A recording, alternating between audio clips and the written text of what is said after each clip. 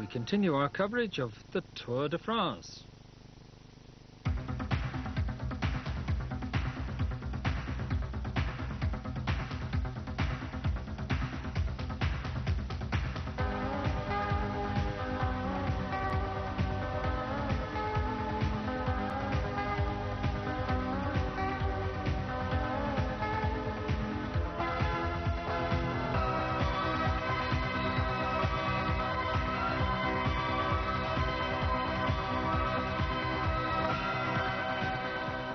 Hinault finding the strength still to come up to this line as if the race has only just started instead of being 31 miles old. He's not even going to make a minute, an hour 19, 1:18:47. Bernard Hinault is on top with a tremendous ride. The Nantes time trial 12 days ago, when the Badger emerged with the message he was still in the mood for a fight.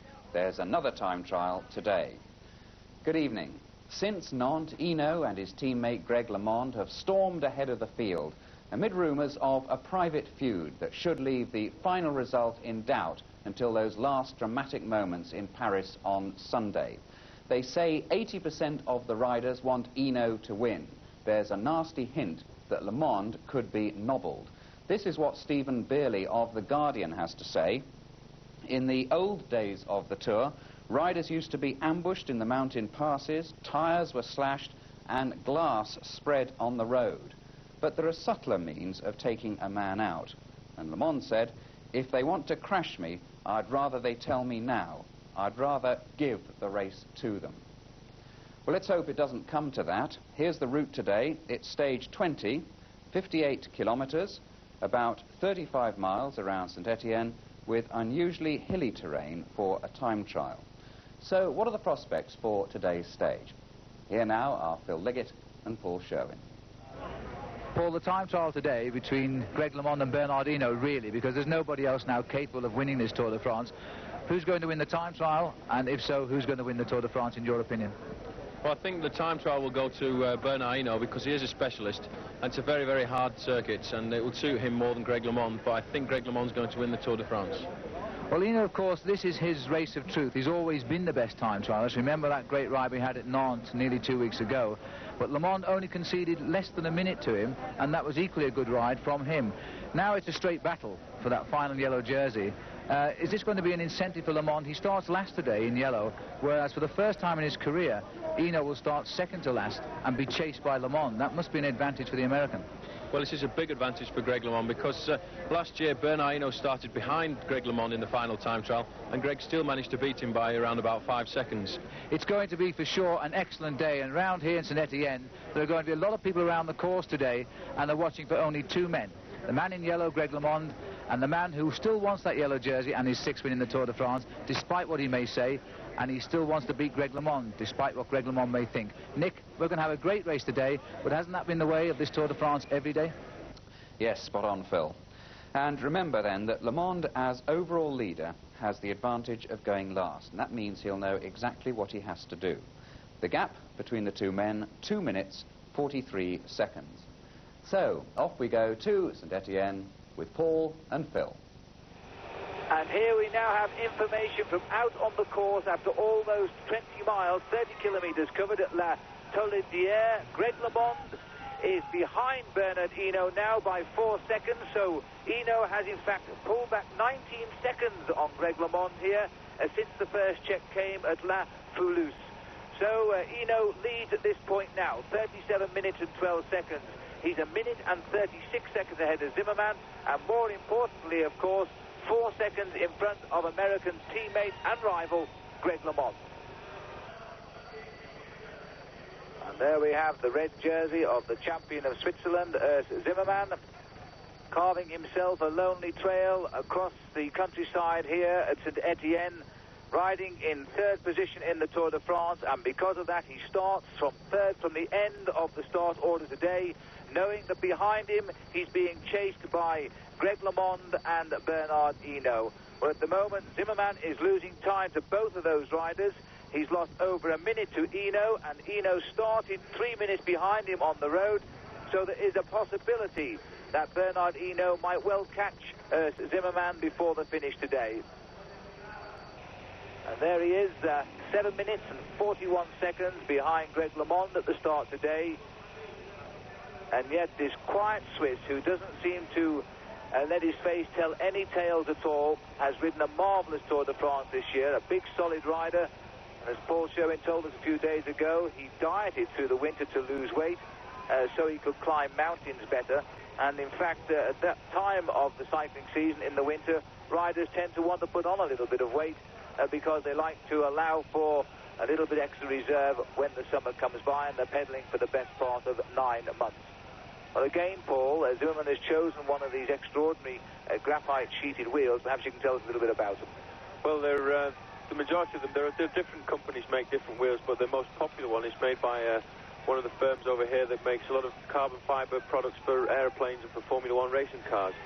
And the majority of them are solid moulded and fixed to a normal hub, which gives them, which cuts out the use of spokes in the back wheel and cuts down wind resistance.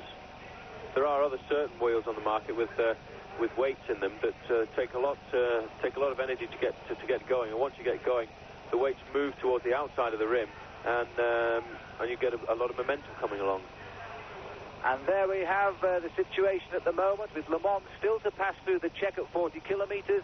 Hinault is the leader on the road, with Zimmermann now over 2 minutes behind Bernard Hinault, which means that he's only a shade under 1 minute in front of the Frenchman who is chasing him. LeMond still to go through that check at 40 kilometres.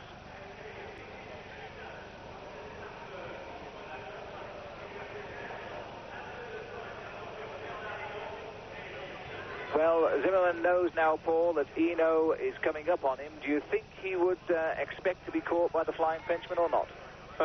Well, at this stage, I don't think when he left this morning he expected Hinault to catch him, but now that Hinault's already pulled back over 2 minutes on him, it'll be an advantage for Hinault, because Hinault will have him in sight at the end of the long straight, and it gives the rider an extra bit of courage to try that little bit harder. It gives you something to aim at when you can see someone a little bit further up the road. You can see the cars first, and that eggs you on that little bit more, so it'll be an added advantage to Hinault, but it'll also be an advantage to Zimmermann, because he'll try not to get caught, because it's bad for your pride to get caught by somebody in the time trial if you're a top man. So it'll drive these two riders a little bit harder, and it'll be slightly disadvantageous to Greg LeMond, because he's riding about the same time as Hinault, so there's still roughly a 3 minutes gap between the two of them, with a few seconds either way, so Greg won't have anybody to see in front of him. So it'll be a lonely ride today for Greg LeMond. He'll be inspired, no doubt, by the thought that if he can finish this time trial without conceding too much time to Hinault, then he should be safe on the road to Paris. Although, of course, tomorrow we have the extraordinary steep mountain climb of the Puy-de-Dôme, which you can see for 50 miles before you actually climb it, because it stands out on its own in the middle of France. But this is Zimmermann now, the champion of Switzerland, and caught between the devil and the deep blue sea, I think, because he's 7 minutes behind Greg LeMond, but Andy Hampsten, the rider in front of him today, is another 8 minutes ahead, or rather behind, of Zimmermann. So Zimmermann really cannot lose his third place today, and I think he already has conceded he can't possibly now take the second place in the Tour de France this year. So Zimmermann riding his own time trial. We're watching Yvon Madio now come up to the finishing line here, the champion of France. And he's had a marvellous tour, and there is the winner's time on the top line there, or rather the leader's time on the top line, Julien Gerospe, who won yesterday. He's done already 1 hour, 17 minutes and 37 seconds. So far behind, in fact, on the overall start list today, that we didn't see him put up that performance on television. Madio well down the list, 3 minutes being lost here to Gerospe, and 24th fastest at the moment. And now we see Bernard Hinault on the road for the first time, and as we do so, this is the situation at Hinault at 40 kilometres covered. LeMond is 16 seconds conceded to Bernard Hinault, fastest rider at 40 kilometres with 48 minutes and 29 seconds, and Zimmermann is over 2 minutes behind Hinault, and so Hinault, I think, will pick up Zimmermann at some stage on this ride. So a tremendous ride by Bernard Hinault. He's won 19 of the specialist time trial stages in the Tour de France since he started riding the event in '78. And I think, Paul, you'll agree that he doesn't like being beaten, even though he lost one time trial by 5 seconds last year to Greg. Well, he regards this as his own terrain because he's a specialist, having won all the big time trialling events that can be won. Hinault's won them all, and he regards this as his kind of race, and he doesn't like to be beaten at all, although he admitted last year that he was very pleased that Greg LeMond had beaten him, but I think deep down he was a bit upset, and he wants to go out of his career in a big way. So I think he'll be looking for a big win in this time trial today. Well, the feeling here has been that if Hinault was to beat Greg LeMond today by anything approaching 1 minute, and then he would decide to take LeMond on tomorrow on the Puy de Dôme and call this tour every man for himself. But if he only beats LeMond today by a few seconds, I think Bernard Hinault will concede defeat and try and ensure that LeMond wins this race for the benefit of the La Vie Claire team. Would you agree with that, Paul?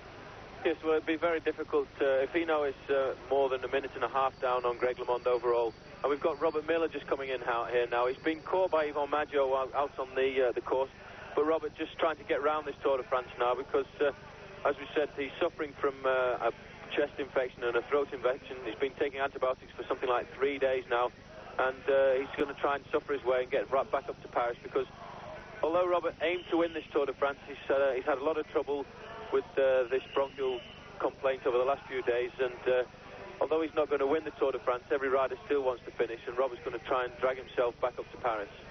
So Miller crosses the line here in Saint-Étienne, at a time of 1 hour 25 minutes 44. Look at that, 102nd on the list today, 134 riders in the Tour. So Miller really has given up this Tour de France now. Paris just will not come quick enough for him.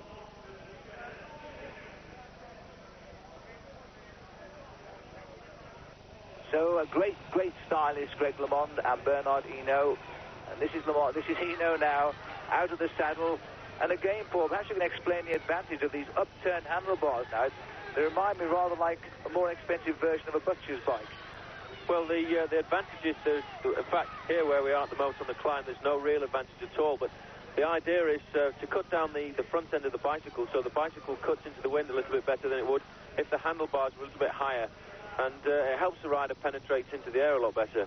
You notice as well that the brake levers are hidden inside the handlebars, which also cuts down turbulence. And the cable threaded through the bicycle frame, actually, rather than going over the top like on the standard machine.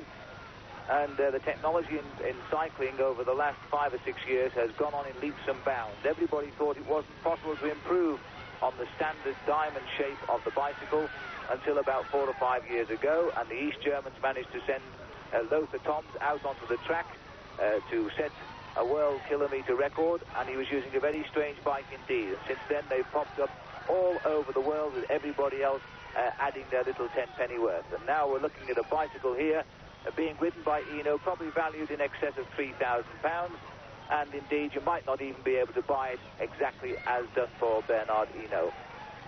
Well, this is the climb now. It's going to come around 7 kilometres from the finish, the Côte de Rochetaille. And Bernard Hinault is on the climb now. This is where he'll try to gain as much time as possible. Off his bike goes the drinking bottle. Hinault lightening his load all the time. He's having to work very hard at this climb, consistently out of the saddle.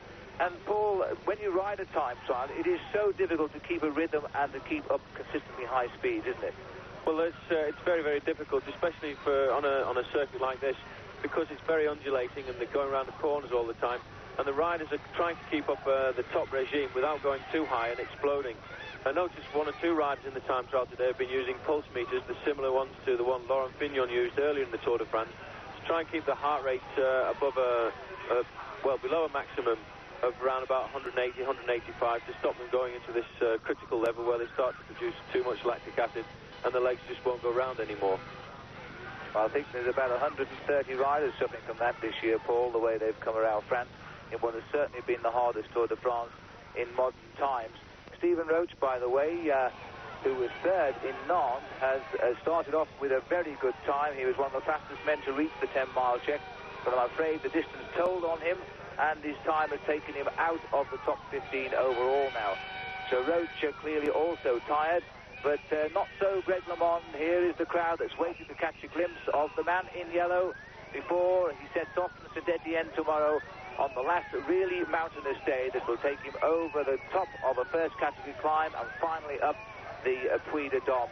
Le Mans knows now, if he can just limit his losses today, then he could well win this Tour de France tomorrow. Pensek is hanging on here. He's certainly losing time. Quilquillion is home and dry with a time of 1:18.53. Pensek's over a minute behind him there as he crosses the line in 22nd place. And they're only separated by less than a minute today, so indeed Ronan Pensek there will go to 6th place overall in the Tour de France, and the Belgian Quilquillion will move up to 5th. So there we are, an example of how the time trial is most certainly a race of truth.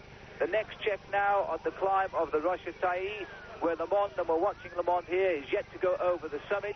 Hinault has passed over in 1 hour, 8 minutes and 58 seconds.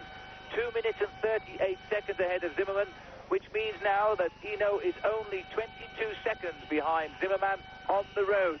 So we could well be treated here to Bernard Hinault going past the rider in front of him before the line.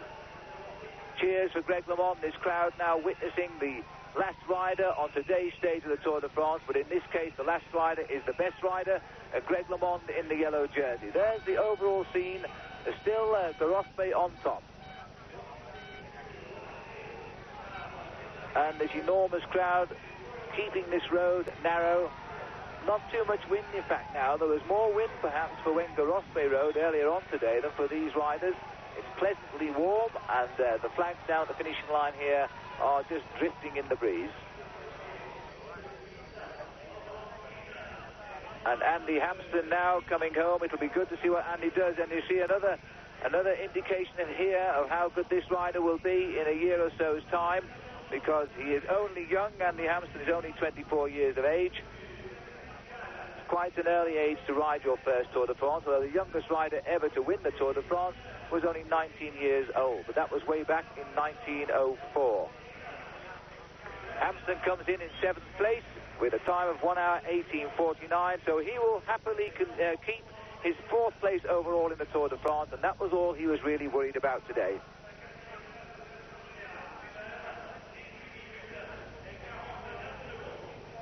Just 3 riders out on the course now, the 3 riders that have provided the Tour de France with such a memorable year this year, and now we have confirmation of 50 kilometres covered that Hinault is still the best man on the road, and Le Mans has only conceded 16 seconds. And I think, Paul, that would be disappointing to Bernard Hinault.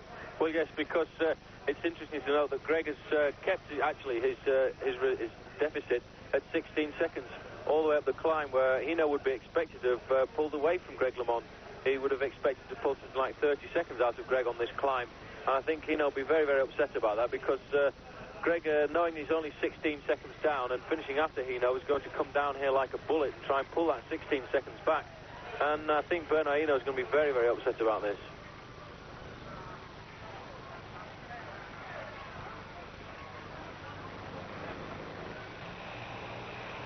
And so Le Mans now is going to feel extremely satisfied with his time trial today.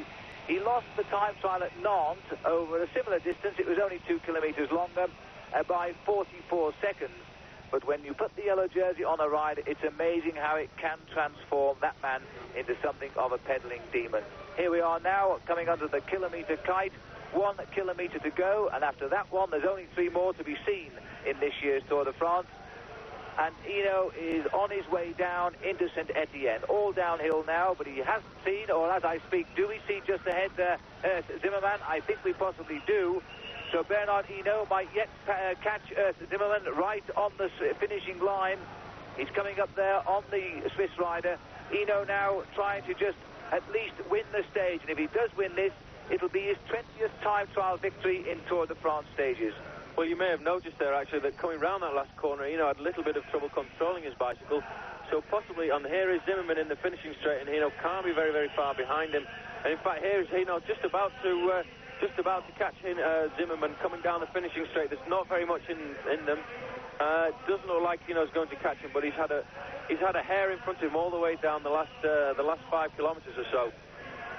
So Zimmerman comes up now, and he's going to do a time outside that of Garospe. But remember that Hinault started 3 minutes behind him, and this is going to put Hinault with a time of 1 hour, 15 minutes and 35 seconds, and that is an absolutely superb time, an average speed of 46 kilometers an hour, and that is a marvellous average speed when you see that mountain, and he's gone and done a ride of almost 28 miles an hour.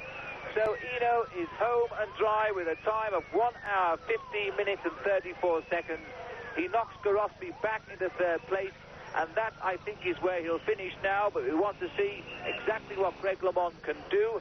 LeMond is still some 3 minutes behind Hinault on the road, and so I wonder now if Greg is going to come in with a time almost equal to Hinault. Well, Greg's taking all the risks on this descent now, because he just took that little left-hander, and there was a directional island in the middle of the road, and he must have almost touched it with his tyre, so he's taking all the risks.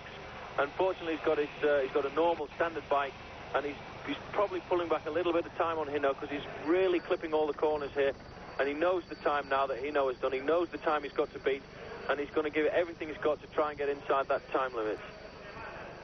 So LeMond will feel very satisfied today. I think that he's limited the gains of Hinault. I don't think he can pull back those few seconds he appears to have lost over the preceding 50 kilometers. But nonetheless, LeMond is going to conserve that yellow jersey and just see his 2 minutes 43 seconds advantage whittle away only a little bit. And I think he's going to head up towards the Puy de Dôme tomorrow with a lead of some 2 minutes over Bernard. It'll be interesting to see now if Hinault will concede defeat, or whether he'll continue to try and steal back the leader's yellow jersey on the road tomorrow.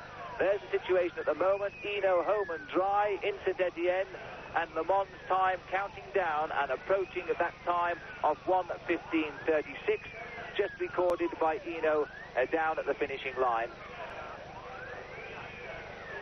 LeMond searching now for the last dregs of energy. He has a little computer attached to his handlebars there that records his speed he's doing. It also records the time he is doing. So he does have some idea of how far to go and what to do. There's the banner for him. 1 kilometre to go at 600 yards.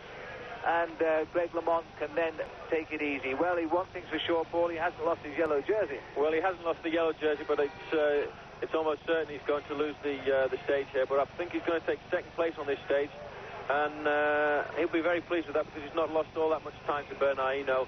I think a little bit less than the 40 seconds he was expecting to lose as he turns into the finishing straight here now. So LeMond comes into the finishing straight now. Watch these times level up, and we'll see just how far behind Hinault is. LeMond is from Hinault on the road. And it looks to me the difference between these two great riders in the Tour de France is going to be a matter of 300 yards and no more, because that's the time difference today between these two riders. LeMond has hardly conceded an inch in this Tour de France. Bernard Hinault will undoubtedly be extremely upset, and I think he must now concede. He cannot win this Tour de France. LeMond has simply proved himself to be just too strong for the Badger. 1:16:01, that's good enough for second place, and again emphasizing that Greg LeMond and Bernard Hinault are the two top riders in this year's Tour de France. And there is the result of the stage, the time trial stage of the Tour de France. Bernard Hinault wins his third stage of this event this year. Greg LeMond is second, 25 seconds behind.